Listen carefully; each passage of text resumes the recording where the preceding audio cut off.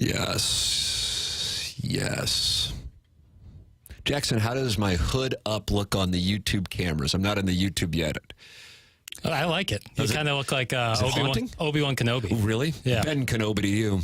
Yeah. Well, we're tight. Thank you. Welcome in. It's Balloon Party. It's driven by Munganass, Burkhardt, Alton Toyota. My name is Timothy Michael McKernan. That's Jackson Burkett. This is your show, though. It's not my show. It's not Jackson's show. It's your show. It's the People's Program on HD1. We've had the People's Show on AM radio. We've had the People's Show on HD2. This is the People's Show on HD1. Yep. And the people gather and have made friendships, lifelong friendships, in the 101 ESPN YouTube chat. And I would say you go in there and you talk it over and gain acceptance from Tiny PP and his people. And you will find freedom.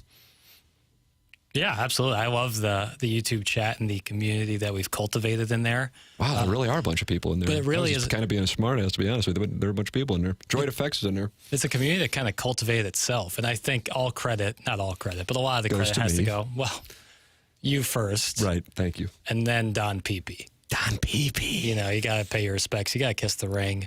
And Don Peepee, what he's done, it's truly a marvel. Oh, this looks terrible. I'm a hood up guy. But your hood is down. Jackson and I are wearing masks. I'll go in solidarity. I'll do it in solidarity. It's a short hood. It's a short hood situation. That's the issue? Yeah.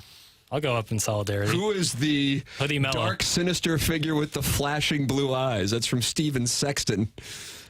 Yeah, look at us. We're hoodie mellow over here. Yeah. Tune into YouTube. Watch two hot guys with their hoods up.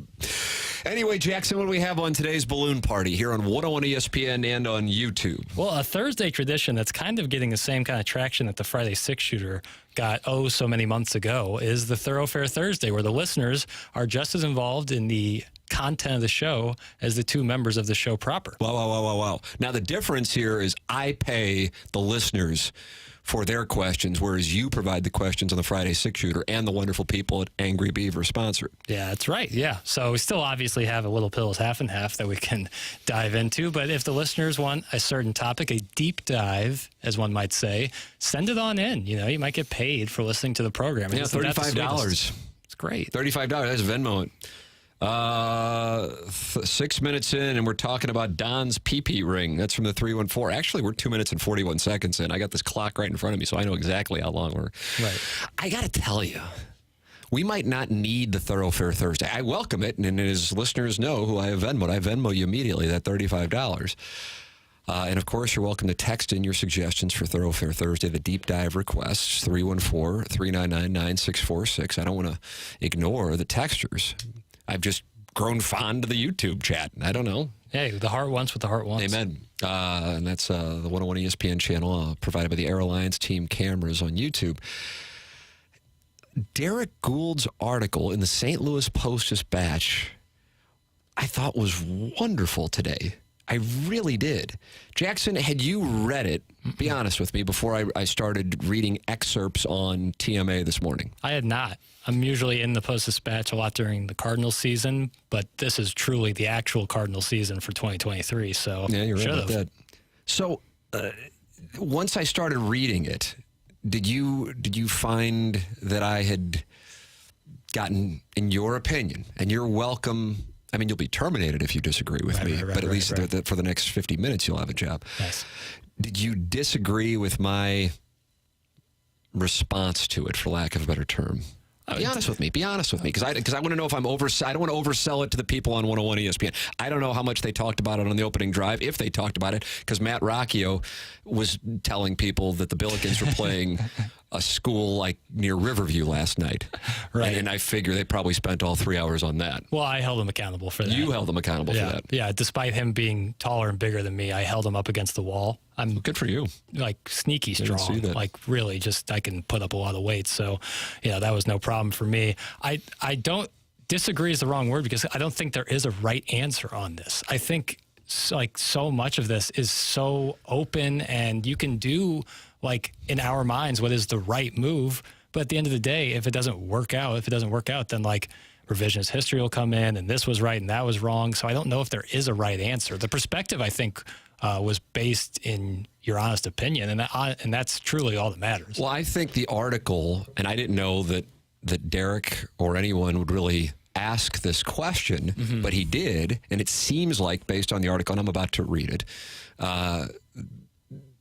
was Derrick waiting to get John Mozeliak one-on-one and then ask him the question that I have been wondering aloud here on this show and on TMA, and I'm sure on the Tim McKernan Show podcast, and that is, what do the Cardinals do this offseason? Because when it gets down to it, they are, from a baseball standpoint, probably, and when I say probably, I'm not saying like 55-45. I'm saying 80-20, not going to be able to fix this rotation between now and the time they arrive in Jupiter, Florida. For, number one, the number of holes they have to fill. Right. Number two, the two guys they're counting on, who I don't think you can necessarily, quote-unquote, count on. And number three, how competitive the market is going to be for the pitching. And number four, who the teams are who are competing for the starting pitching and their relative bankrolls. And so if, in fact, that is the case, and then if, in fact, you do believe you have pitching solutions arriving in 2025, should you move off of being aggressive this offseason so as to not get yourself in a spot where you're paying a bunch of money for a pitcher or two that still isn't going to get you to where you need to be in 2024. And on top of that, now you are likely committing to that pitcher in 2027, 8, 9. Because that's what the math is going to look like. Right. And I will give you ESPN's predictions for what these guys are going to get momentarily. So here is Derrick's article in the St. Louis Post-Dispatch. I'm not going to read it in its entirety.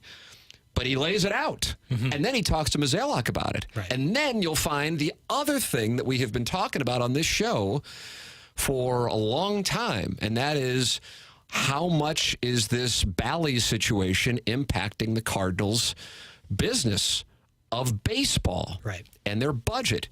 And it's all now hitting at the same time. And so Derrick covered that, and I want to read that to our audience who may not have read it yet in the St. Louis Post-Dispatch. Within the 30 minutes he spent Wednesday talking to reporters, John Mozeliak diagnosed his team's need for pitching and upgrades in bulk. He mentioned the club's excitement for young talents who could arrive by 2025, and he stressed how uber competitive the market is already for free agent starters this winter. It was only later, as he walked briskly back toward the team's suite, that Mozeliak fielded a question that brought those topics together. If their need for pitching is so obvious and the competition for that pitching so onerous, is there a scenario this winter where they cannot add pitching and must step back, adjust their focus toward when the talent surfaces in 2025, and even consider trading star veterans? Oh, thank you, Derrick Goold. Thank you, Derrick Goold. I mean, God bless America. It's not like Derrick and I are like, hey, Derrick, I'm asking him favors. Can you ask a question? I'm just like, that's essentially, that summarizes where I am. Right. Near the resort's pool, Mozeliak slowed his pace, and his answer, quote, not at all. That's not on our radar. Now, many of you may hear that and then not know about the next part that I'm about to read and go, that's great to hear, because I think the Cardinal fan expectation for this offseason, the expectation, not the hope, there's a difference.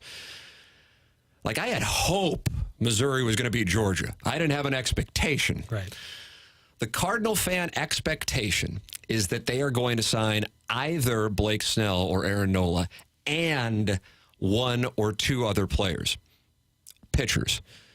So sign Snell or Nola and then sign perhaps another one and trade for someone. I think that is what the major expectation is of people who I'd consider Cardinal fans, not like people who show up because they want to get Instagram photos with duck lips. Like people who are listening to this station all day long. Yeah, agreed. And I don't think that's necessarily what the Cardinals are thinking. And so you got a conundrum there. I keep going back to that word. But here is why the Cardinals are not going to go into a reset mode. Not necessarily rebuild, but a reset. And that's where the TV rights thing comes into play. Take a listen to this.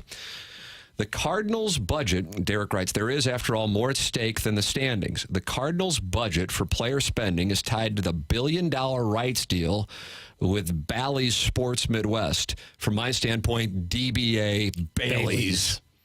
Mozeliak, when asked about that, said, heavily so. With the regional sports network marketplace in upheaval as a result of bankruptcy filings and hemorrhaging cash, a handful of teams have not received payments and others are unsteady. Mozeliak said he has not been told by ownership to scale back spending due to rights fees concerns, and the team received all of its payments in 2023. With that uncertainty, the Cardinals feel they must invigorate fans after a last-place season so the club can count on a revenue flow from Old Faithful, ticket sales.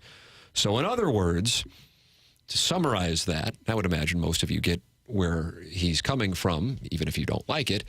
Cardinals know they got a problem with this television situation. Yep. And as a matter of fact, in a courtroom yesterday, Bally's announced that they will not be carrying Major League Baseball anywhere after 2024, giving teams enough time to find a new platform. So if you've really enjoyed the Bally's experience, and I know I'm speaking to nearly everyone in this audience because it's been magical, like, oh, I love an app that doesn't work. Unfortunately, it's coming to an end after next season. Damn it. Yeah. Like if you're a landlord and you have people who don't pay you. I know people like that. But in this case, Major League Baseball is going to move on from that arrangement. But it creates uncertainty.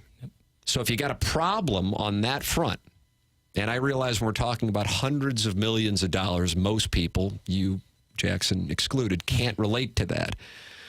But if your budget is going to be approximately $200 million, and if 60 of that comes from television revenue, to not have certainty with approximately a third of that revenue stream, that is a cause for concern. And so the Cardinals acknowledge that. And therefore, they can't, in their minds, have a reset on 2024, which might make the most sense baseball-wise, because they can't afford to have another season with attendance that looks like it did in August and September of this year. Right. And therefore, they are going to try to go out and bring players in. Now, it's going to lead to, theoretically, what fans want, which is the Cardinals not just resetting, not trading Paul Goldschmidt, based on what John Mozeliak said. My concern is it's going to lead to a number of bad deals, and that is where I get concerned. Mozeliak said the following: I do think there are a lot of question marks for next year on the regional sports networks. That is fair. Our other revenue source is our attendance, so that is something. From an organizational standpoint, we want to be focused on, and we want to share that we can maintain that.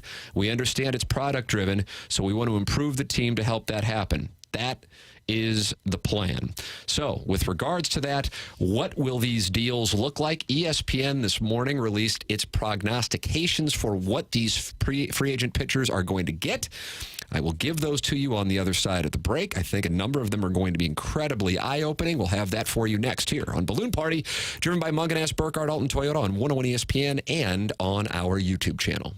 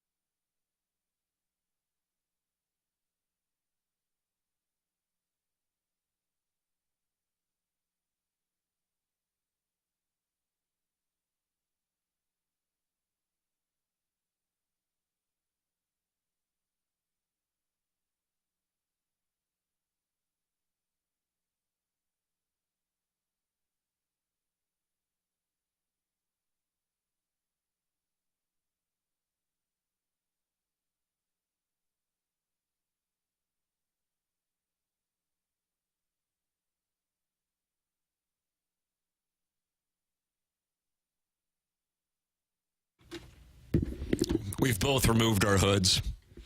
Yeah. A brief look into the YouTube video. Mm-hmm.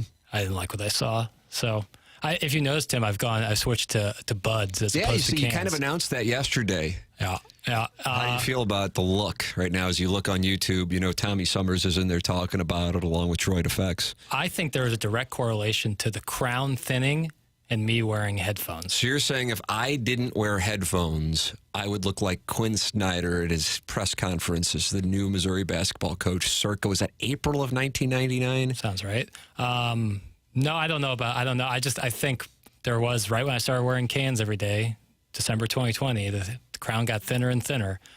So I think taking that stress off the top of my head is important. Okay. Well, that's why Jackson is going with the buds here. And you can watch it on YouTube. Air Alliance Team, camera sponsor of our studio cameras here on 101 ESPN and the 101 ESPN YouTube channel. Tim McKernan, Jackson Burkett with you on a Thoroughfare Thursday. Yeah, that's right. I think the deep dive was already created by Derrick Gould's article, and now I go to ESPN.com for the projections of what the free agents are going to get. Now, this doesn't mean that this is what it's going to be. Mm-hmm. This is what ESPN's MLB insider Kylie McDaniel is projecting. I think some of these are low, actually. For Shohei Ohtani, whose opening day age will be 29 years old, he is expecting him to get 10 years, $520 million. Man. The math is pretty easy on that one. $52 million AAV. And then Yoshinobu Yamamoto. It's the guy I'd like to see the Cardinals get. 25 years old. 25 years old. Opening day. 7 years, $212 million. That's a $30.3 million average annual value. If we were doing overs and unders on this, I don't know where I would be on the Ohtani one. I'd probably go under, just because. I think I would go under on that. On the Yamamoto one, I would actually go over the 30.3 AAV. Interesting. Again, a lot of that has to do with how many teams want pitching and who those teams are. Right. So, again, on Yamamoto, they rank him as the second most desirable free agent. 7 years, $212 million is the projected contract per Kylie McDaniel on ESPN.com. Now we get into Cardinal land.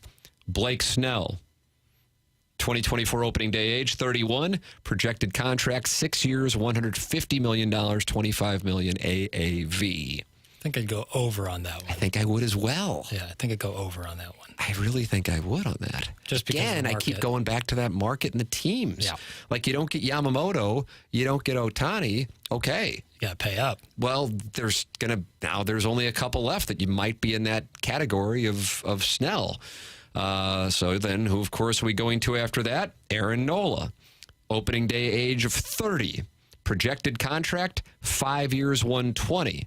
So his AAV is $1 million less than Snell's. He's at 24. Still go over. Still going over. I go over on that as well, Jackson.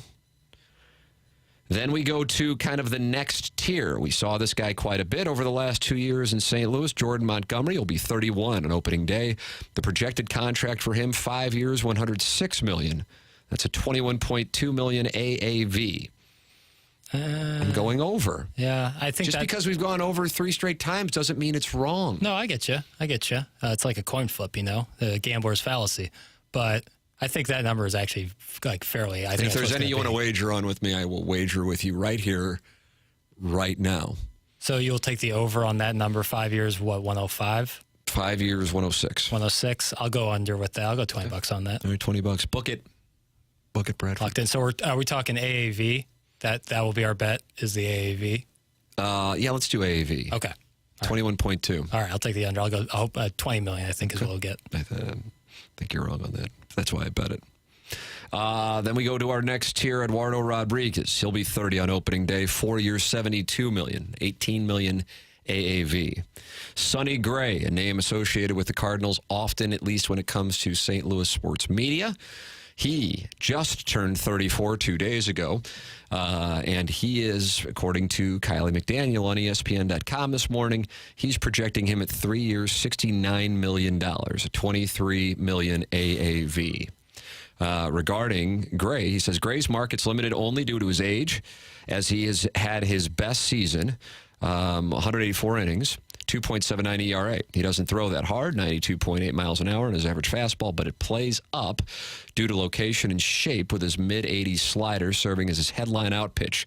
Gray will compete with Snell, Nolan, Montgomery for the best pure starting pitcher AAV behind Yamamoto. So that's a reasonable target for his camp to shoot for. He'll likely land a 3-year deal, but it's possible a team will go to a 4th year.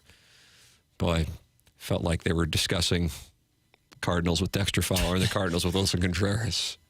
Sonny Gray a lefty? I should know this. I'm going to look it up. Oh, I can answer it for you. You don't need to look it up. He's a right-hander. Okay. No problem. Lucas Giolito is also a right-hander, and he's 29 on opening day. And in the expectation for him, 4 years, $68 million, $17 million AAV. I'll go over on that. I'm not sure on that one. Again, I just that one I wouldn't bet. That one I wouldn't bet because he had a rough go of it at the end. I wouldn't bet the Gray one. That one confuses me. Marcus Stroman. He'll be 32 on opening day, 3 years, $63 million, 21 AAV. Probably go under. You're going under on that one. His last deal was 3 years, $71 million, and he opted out of the last season at $21 million. I think he can get that AAV on a multi-year deal at a touch below the full package of his last 3-year deal. And then the final pitcher, this one, I got to tell you, I know this might sound really out. I only like it from a 1-year standpoint, but he was pretty good this year. Seth Lugo.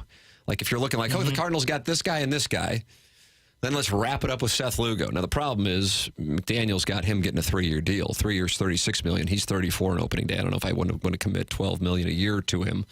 But if that was a 1-year situation, that would intrigue me. He's got him at 3 years, $36 million. I want to see if I can find. It's about what they pay. Waka projected at 2 years, $26 million. He's ranked as the 27th ranked free agent. $13 million AAV on Waka. 2 years, $26 million. Yeah, that I've said now twice in a row, 2 days in a row. That Waka thing really interests me. Tim, I think the Cardinals signed Nola, Monty, and Stroman. If that is the case, just for the sake of the conversation, and we will utilize the math provided by this article from which I read this morning, that means Nola will cost 24, Montgomery cost 21, so now we're at 45, and then Stroman, what is he going to cost, Jackson? 23. Stroman was costing 21. 21. That is? 66 That's million. correct. It's a lot. That is more than the $57 million. Now, hey, that isn't a cap. That isn't a hard number. But hey, you do that, people would be excited. People would absolutely. They'd be stunned and excited. I'll give you 100 to 1 on it if you're interested. I'm not touching it because I just don't think that they'll sign outright 3 pitchers. I think you haven't even touched the bullpen then. Yeah, and now you spent all that money. Now you could go, okay, well, they're going to trade one of the outfielders or a couple of the outfielders, and they're going to bring in bullpen help that way. Yeah. My expectation is 2 free agents and a trade for the starting rotation. Yeah, and I think the money they'll spend that's my expectation. Sure. And I think that my hope is they reset, but it's clear that for financial reasons they're not going to do that. Yeah. I think they'll end up spending about that $57 million. So what they do with that, I assume 2 arms and then trade around for the 3rd starting pitcher and bullpen help. I would be surprised if they outright sign 3 starters. So just for the record, to reset this, and I know I said it on TMA, I might not have said it on Balloon Party. So many shows. So many. The Cardinals are currently at $143 million in committed payroll at the moment. Right. And the goal is to be at around, again, it's a goal. It's not a cap, 200 when it's all said and done for the 40-man. Yep. So, Jackson, 200 minus 143. $57 million. God, you're just dunking on us all with this math. $57 million. So therefore, if you were to do Nola, Montgomery, Stroman, and we're operating on these projections, who knows, maybe these are inaccurate, then you're at $66 million and you have not tended to any other part of your club. So now you have gone, 18% over what the goal of the budget is, all while expressing concern on your television revenue. So going above the budget just wouldn't necessarily. Now, the way that it oftentimes works is people go, who cares? He's a billionaire. But I would tell you that one of the reasons why he's a billionaire is because he adheres to budgets. Right. And that includes all billionaires, not just Bill DeWitt. I shouldn't say that. Not all billionaires. Certainly not all billionaires. But more often than not, people who have real money aren't spending it like they have real money. Jackson, what is the phrase? Money talks, wealth whispers. Yep. Jay-Z always talks about that. Hove. And he will join us on the other side of the break? Yeah. Yep. Him and Beyonce. Queen Bee. I didn't have anything ready for Queen Bee. I have my questions for Sean. Cool. All right. Well, that's coming up. Big, kind of, honestly, I think it's kind of a waste at 10:30. But watch this. Coffee with the Carters. No. Coffee with the Carters. That's what this is. Yep. Thursdays at 10:35. Yep. Coffee with the Carters. Brunch with Bee? Brunch with the Beehive. Wow. This show kind of just advanced. I thought the YouTube chat thing was a big deal. Yeah. Take that, Don Peepee. Yeah. Why are you going against Don Peepee? I would go against Don Peepee. That's a bad idea in this neighborhood. Well, take that as in take that and disperse it to the people. Oh, I see. Okay. I took it a different way. All right. Your thoughts are welcome. 314-399-9646. What are your expectations for what the Cardinals do now that you've heard those numbers and now that you've heard an excerpt from Derrick Gould's article in the St. Louis Post-Dispatch this morning? At least they're acknowledging that the TV situation is a problem for them. But some might go, they're just using that as an excuse. It's a lot of money. Your thoughts are welcome. YouTube chat and Air Comfort Service text line. This is Balloon Party, driven by Munganast, Burkhardt, Alton, Toyota on 101 ESPN and YouTube.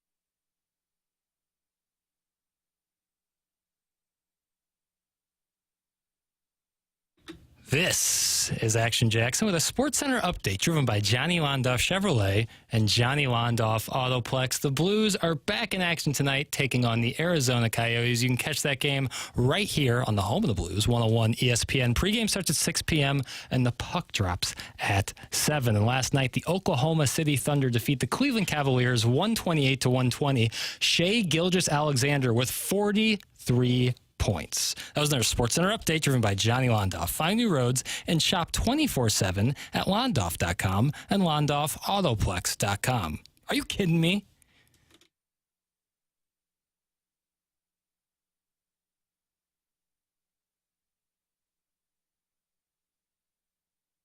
Welcome back. This is Balloon Party, driven by Munganass, Burkhardt, Alton Toyota. You know what I'm doing? I'm treating the YouTube camera like I'm doing a live shot. Staring right down the barrel. Yeah. Steve Savard's throwing it to me. It's 2004. I have a full head of hair. I have dreams. Mm-hmm.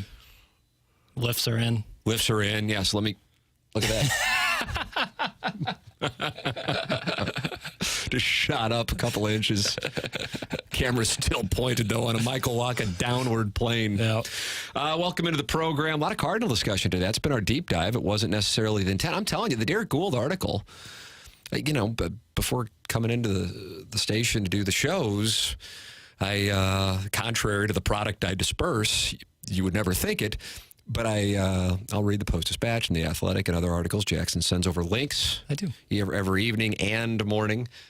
And I'll read all over the place. And so the article, I was like, it's kind of like everybody's getting sick at the GM meetings and they're going home. That's kind of what I figured it was. And then I go in and I go, holy crap, he is asking the question that I think absolutely warrants being asked, which is, once again, for those of you just joining us, Derrick Goold to John Mozeliak yesterday.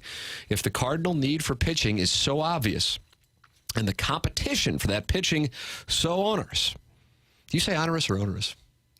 I'll go onerous. Because I've used both. It's like data and data. You can do either. Yeah, caramel. Nice, really nice. Thanks. Is there a scenario this winter where the Cardinals cannot add pitching and must step back, adjust their focus toward when the talent surfaces in 25, and even consider trading star veterans? Oh, Derrick Goold. Bringing the heat. Just from my standpoint, a great, kind of obvious question. Right. But it hadn't been asked. At least I hadn't. I mean, maybe it's been asked 30 times. I don't know. I mean, I live on a driving range. And Mozeliak gave the answer. Not at all. That's not on our radar. But it's not, I want to emphasize this. Some Cardinal fans, well, of course not, because the team wants to win. But that's where it goes into all the business elements of this. Right. So I think what fans would hear there and go, oh, that's good. The Cardinals know they let us down and they want to win. But it is a business, and as the article goes on to state, which you can read at stlt.com, they are super concerned, and justifiably so, about the regional sports networks, Bally's Midwest in their case. Jackson calls it Bailey's. That's right. And then you have the attendance issue. Yep. And if you don't have a product that has the public fired up, you saw, contrary to what is said, that, as is portrayed, 3 million people will show up no matter what. You will see a drop-off. And I took my son, me and my wife took my son, our older son, to a Cardinal game for his birthday. He really wanted to do that. A little disappointed at him, honestly, considering it was in late August. But I did it. And we had the ballpark to ourselves. It was a Sunday afternoon against the Mets. Somebody had, Palacios had a great catch, a Willie McGee 1982 tribute. So for those of you who may have been there, if that was the case, we probably were able to scream across the ballpark to each other, as there weren't many people there. So the Cardinals saw that. And it has an impact on the gate. It has an impact on concessions, of course. Cause and effect. Can't spend money on your libations and your popcorn if you're not in the ballpark. Yep. So there is an impact. So the Cardinals are going, oh, crap, this one revenue stream is in jeopardy, so we've got to make sure we don't lose the other revenue stream. And therefore, we are going to return to competition in 2024. It's a wonderful goal.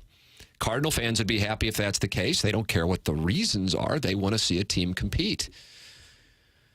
The problem is what is the cost of the competition going to be? Not in 2024. Like, if Wilson Contreras were up after next year, I'd be like, this Wilson Contreras deal is the bee's knees. Yeah. But he isn't. Nope.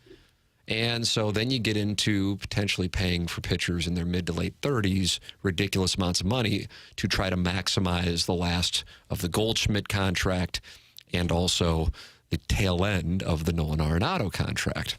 So it's risky, in addition to the money that most likely won't be providing wonderful return, Wilson Contreras at age 35, 36 as a DH. Or even Wilson Contreras next year as a DH, like he was low so many games this year. And that is the spot the Cardinals are in. And if you look at baseball in the late 90s and early 2000s, the thought was game needs a cap because the Yankees and Red Sox, and to an extent, the Mets were in the playoffs in 99. They beat the Cardinals in the NLCS in 2000 and lost to the Yankees in 2000. But it was the Yankees and the Red Sox from 1996 to 2007, winning in 96, in 98, 99, 2000. Yankees won the pennant in 2001, didn't win the World Series. Both the Yankees and Red Sox in the ALCS in 2003. Yankees and Red Sox ALCS 2004, and Red Sox winning the World Series in 2004, and the Red Sox winning the World Series in 2007. And the thought process was whoever has the biggest chip stack can buy themselves into, at the very least, the playoffs, if not a World Series, because 12 teams weren't going to the playoffs back then. Well, now the system is build up either one of the pitching or the position players with your farm system and then supplement with free agency. The Texas Rangers did spend on free agent pitching. They did it with Eovaldi and got paid off. They did it with DeGrom and they didn't. But they also spent on rebuilding their middle infield with Seager and Semien, and that paid off in a major way. Plus, both the Diamondbacks and Rangers had bullpens that were shutting people down in October. Now, the Cardinals are in a spot where that pitching may be arriving in 2025, but it's not there in 2024. And so they're going to try to tend to everything in one fell off season. And it just happens to be the off season in which everybody, including those big boys I just mentioned from the early part of the 21st century, are going to be competing for the same arms. And I just don't know how they do that, all while trying to either, you want to say, placate the fan base or re-energize the fan base. Whatever verb you want to use, it arrives at the same thing. Get people back to the ballpark.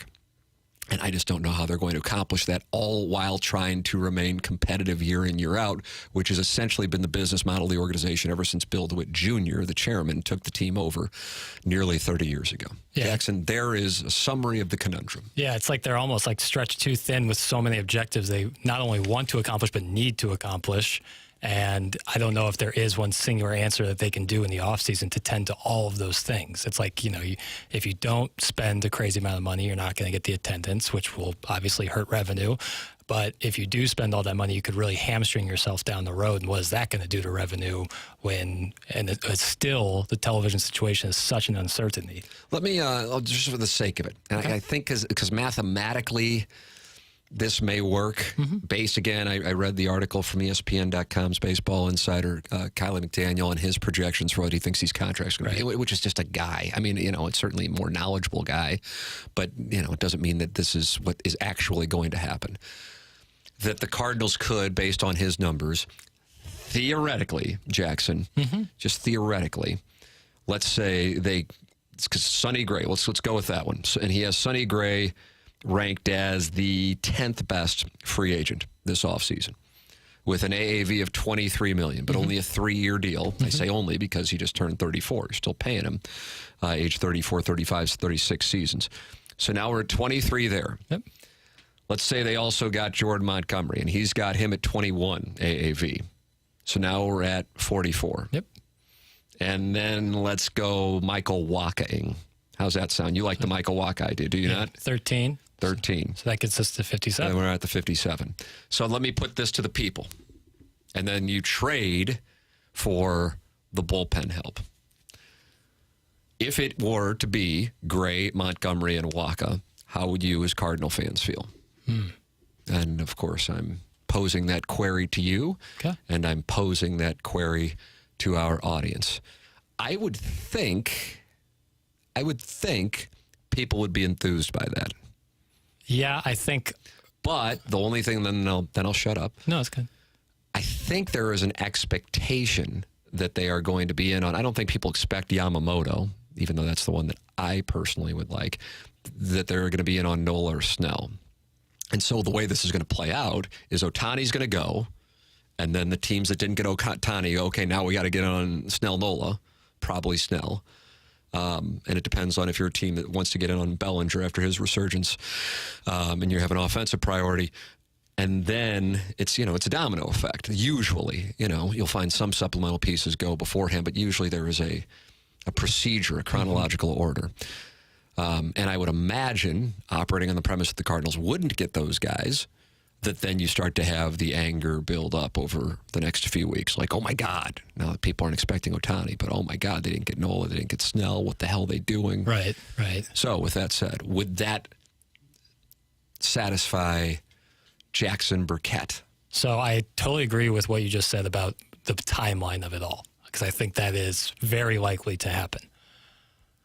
I think that people on the surface would be enthused because it's an influx of pitching. However, something we've talked about, and it's not working, and it's not 100%, but for the most part, World Series teams have that dog, that ace. And I don't know if there is an ace in there. I think Montgomery, Gray, and Waka, certainly Waka at his highest, is a really good 2. I think all those guys are really good 2s. I think Michaelis has shown flashes of it, but not consistently enough to be heralded as the ace. I don't know if you are really trying to compete for a World Series, if any of those guys have that ace stuff. And so this gets back to our biggest conversations. Even if you're spending the money, are you spending it wisely enough to be competitive down the road? The reason why those just putting it together, because now you're not necessarily burying yourself in the back half of the decade with guys who are, making a ridiculous amount of money into their late 30s. But keep in mind, you'd be paying Sonny Gray 34, 35, 36 years, and you're paying Sonny Gray at the top of his market. I mean, he's coming off his career year. Right. Michael Wacha had not been doing this over the last decade when he wasn't in St. Louis. So that was a great year in San Diego, but that isn't what the body of work has been. And then also Jordan Montgomery. And Jordan Montgomery at this AAV of 21, just for the sake. I mean, I'm just playing out how to get it to 57 and under, and then you go, well, then you haven't tended to the bullpen. But I would say then they tend to the bullpen with going through the trade route, which still would take them over $57 million, which takes them over $200 million. But at that point, you've signed 3 free agent pitchers. Just based on the AAV, making the math that was presented to us work, that would actually do it. Yeah. Your thoughts? I'll look at what the texts are in the YouTube chat. You're listening to Balloon Party, 101 ESPN and YouTube.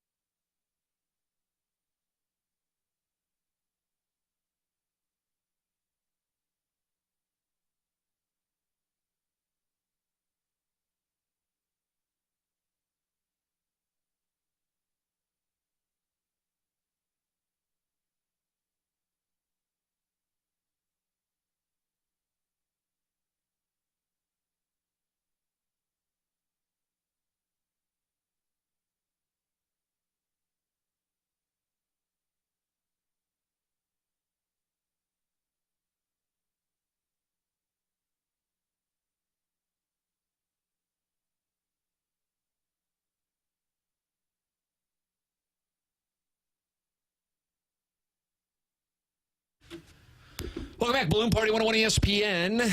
It's driven by Mungan Burkhardt, Alton Toyota. My name is Tim McKernan. That's Action Jackson. A lot of Cardinal discussion on today's program. It's 10:55. Jackson, let's diversify here. We got the Blues and the Coyotes tonight. Are you going to watch it? Yeah. Here's the deal. I got tickets. I took my son on Tuesday. I love going to the games with him. And now that he can skate, he's teaching me things. He just turned 6 and he's teaching me things. And if he can teach me things, he can teach you things. For sure. No doubt. Is it weird that my 6-year-old is closer in age to you than I am to you? Probably not weird for you, but it's weird for me. Yeah, I could recognize that. Yeah, I don't find it weird at all. Interesting. I had older parents, so it's not weird to me at all. Okay. Well, he's teaching me things. And I'm trying to learn to skate. So I just began that process yesterday, and my body is aching today. Yeah, I can definitely. On a treadmill, not just like going around the ice with like buckets and holding on while kids zip by me for the I've record. done that before. You did the treadmill thing? No, the buckets. Oh.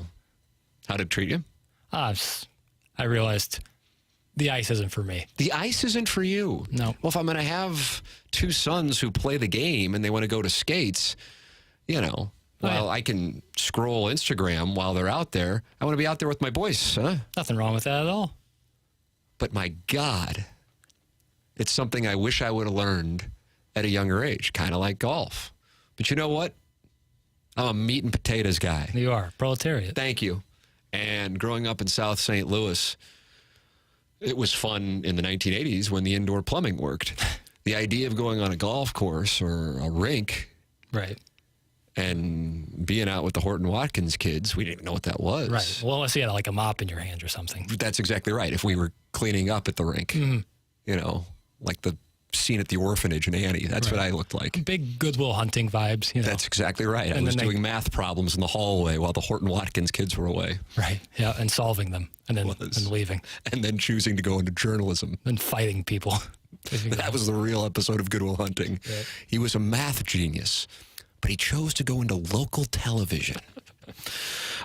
Jackson, is there a question you can ask in under 2 minutes that I can answer in under 2 minutes before we hand it off to BK and Ferrario? Yeah, 100%. What do we got?